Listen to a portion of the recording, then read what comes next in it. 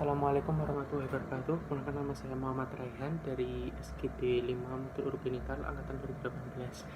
Di sini saya akan melakukan PTA, yaitu mengenai skrotum, testis, UTT, dan juga varikokel. Nah, sebelum kita mulai PTA, marilah kita membaca doa agar diberikan kemudahan dan diberikan kelancaran. Berdoa, mulai.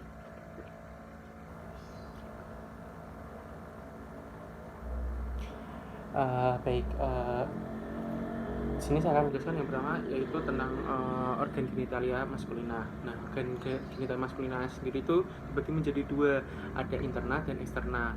Nah, untuk yang pertama tuh yang interna itu terdapat sepasang testis, sepasang epididymis, sepasang ductus deferens, sepasang vesica seminalis, funiculus spermaticus, terus juga ada prostat dan juga sepasang glandula bulbouretralis. Nah, sedangkan yang untuk eksternal sendiri itu terdapat 3, yaitu ada penis, uretra, dan juga skrotum. Nah, di sini saya akan menjelaskan 2, yaitu tentang testis dan juga skrotum. Baik, yang pertama saya akan menjelaskan testis. Nah, testis sendiri itu berasal dari bahasa Yunani, yaitu orchis. Nah, sering disebut juga dengan orchitis. Nah, untuk testis sendiri itu berkembang melalui pada dinding posterior, menurun ke bawah melalui kanalis inguinalis dan ke dalam skrotum perineum. Nah, testis sendiri itu bersama tunica vaginalis propria terletak dalam cavum scroti. Nah, testis yang kiri itu lebih besar dari yang kanan. Nah, di sini saya sudah mendapat gambar testis. Yaitu testis sendiri terdapat bagian-bagiannya, yaitu yang pertama ada 2 bagian ekstremitas, yaitu ekstremitas superior dan juga ekstremitas inferior. Nah, di ekstremitas superior ini terdapat appendix testis. Selanjutnya ada 2 margo, yaitu margo anterior dan juga margo posterior. Selanjutnya ada 2 facies, yaitu facies lateralis dan juga facies medialis yang tidak terlihat. Nah, dari margo anterior ke posterior jika dipotong terdapat gambar seperti ini. Nah, di ini terdapat tunica albugenia yang nantinya mengarah ke dalam akan membentuk septula testis. Nah, di septula testis ini membagi testis menjadi beberapa lobuli testis. Nah, di dalam lobuli testis terdapat tubulus seminiferus contorti yang nantinya akan berkembang menjadi tubulus seminiferus recti, yang nantinya juga akan berkembang menjadi rete testis di ruangan yang disebut dengan mediastinum testis. Nah, dari rete testis akan berlanjut ke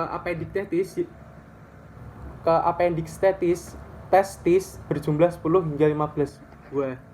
Nah, untuk vaskularisasinya sendiri yaitu arteri testicularis.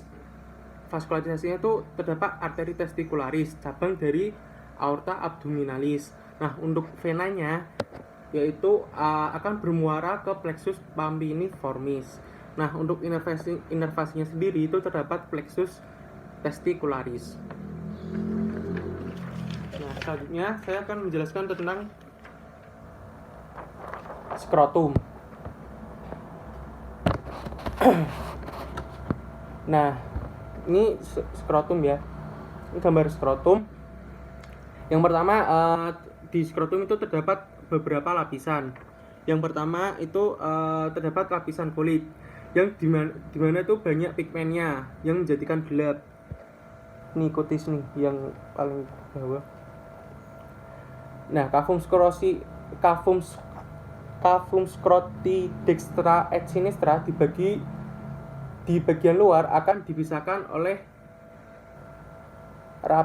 scroti. Sedangkan yang di dalamnya itu dibatasi oleh septum scroti. Terus juga ada tunica dartos scroti yang nantinya berhomolog dengan subcutis. Terus juga ada fascia spermatica externa, nantinya juga berhomolog juga dengan aponeurosis MOAE.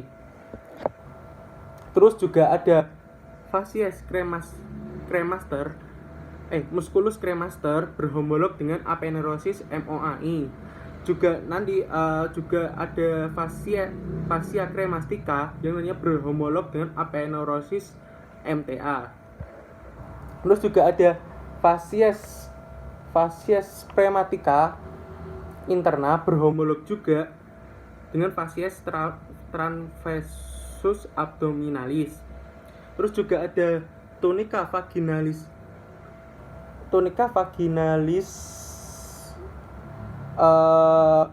propria berhomolog dengan peritoneum parietal yang nantinya dibagi menjadi 2 lamina, yaitu ada lamina lateral dan juga lamina medial. Nah, itu untuk penjelasan saya tentang skrotum dan juga testis.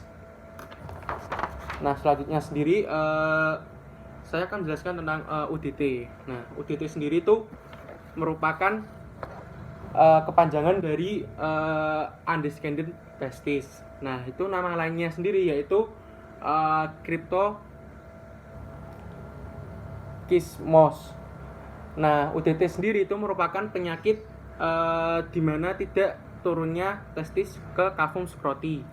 Nah, awalnya testis ada di kavum abdomen yang mana pada akhir bulan kedua akan turun ke bawah menuju kavum scroti. Nah, untuk gejala klinisnya sendiri itu biasanya itu tidak dijumpai testis pada kantong skrotum. Nah, biasanya tuh untuk pada dewasanya tuh dapat terjadi infertilitas. Nah, untuk tata laksananya sendiri itu orchiodopeksi. Itu untuk yang UDT. Nah, untuk yang varikokel sendiri itu setahu saya tuh varikokel tuh merupakan pelebaran dari plexus pampiniformis venosus. Baik, itu penjelasan saya. Oh ya, saya ingin menambahkan sedikit tadi yang skrotum belum menjelaskan tentang vaskularisasinya. Nah, untuk vaskularisasi dari skrotum itu terdapat ramus. Yang vaskularisasinya itu yang pertama itu terdapat ramus scrotis anterior, arteri pudenda externa. Terus juga ada ramus scrotis posterior, arteri pudenda interna. Terus juga ada arteri cremastica. Terus untuk inervasinya sendiri terdapat ramus genitalis, nervus genitofemoralis. Terus juga ada nervus scrotis anterior dan posterior. Terus juga ada ramus perineal, nervus cutaneus femoralis posterior. Baik, itu sekian PTA dari saya. Mohon maaf jika banyak kesalahannya. Terima kasih Mas atas perhatiannya. Saya akhiri. Wassalamualaikum warahmatullahi wabarakatuh.